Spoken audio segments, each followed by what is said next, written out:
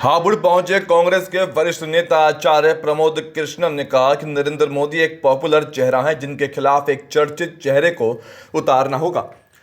इसलिए उन्होंने कहा कि बसपा सुप्रीमो मायावती एआईएमआईएम के अध्यक्ष असदुद्दीन ओवैसी को विपक्षी गठबंधन में शामिल होना चाहिए। बिना चेहरे के लोकसभा चुनाव होगा तो इसका लाभ सीधा सीधा भाजपा को मिलेगा, क्योंकि नरेंद्र मोदी मजबूत चेहरा है। आचार्य प्रमोद कृष्णम बुलंदशहर रोड पर पहुंचे थे, जहां एक प्रतिष्ठान पर उन्होंने पत्रकारों से बात करते हुए कहा कि देश के हालात आज बेहद खराब हैं और कुछ राजनीतिक दल धर्म के नाम पर देश को बांट रहे हैं। विभाजन अब नहीं होना चाहिए। जो राजनीतिक दल भाजपा को हराना चाहते हैं वह कांग्रेस के विपक्षी गठबंधन में शामिल हो जाएं। जी की क्रेडिबिलिटी इस देश में है, क्योंकि वो कई बार मोदी जी के साथ रह चुके हैं, कई बार मोदी जी के खिलाफ रह चुके हैं, कई बार लालू जी को चोर कह चुके हैं, कई बार लालू जी का फिर समर्थन ले रहे हैं। तो इस देश में नरेंद्र मोदी जैसे ताकतवर नेता को हराने के लिए वो लीडर चाहिए, वो फेस चाहिए जिसकी पॉपुलैरिटी, जिसकी क्रेडिबिलिटी, जिसकी एक्सेप्टेबिलिटी हो। मैं 3 शब्द दोहरा रहा हूँ: पॉपुलैरिटी, क्रेडिबिलिटी और एक्सेप्टेबिलिटी।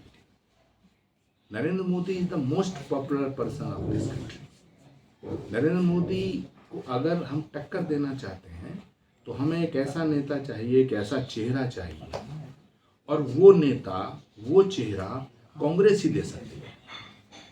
क्योंकि जितनी रीजनल पार्टी हैं, चाहे वो समाजवादी पार्टी है, चाहे वो बहुजन समाज पार्टी है, चाहे वो टीएमसी है, चाहे वो एनसीपी है, चाहे वो जेडीयू है, वो एक एक राज्य तक सीमित है।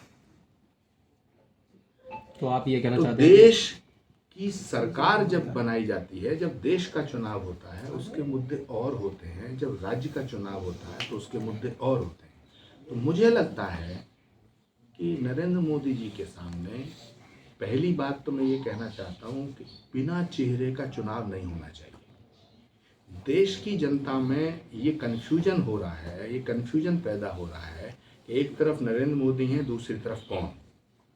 तो इसका फायदा ऑटोमेटिकली बीजेपी को मिल रहा है। बिना दूल्हे की बारात सजती नहीं है, अगर चला भी लो तो सजती नहीं। इसलिए मैं नीतीश कुमार जी से, अखिलेश यादव जी से, लालू जी से, ममता जी से, शरद पवार जी से, तमाम उन नेताओं से जो बीजेपी को हराना चाहते हैं, उनसे ये प्रार्थना करना चाहता हूँ कि वो कांग्रेस के साथ आएं।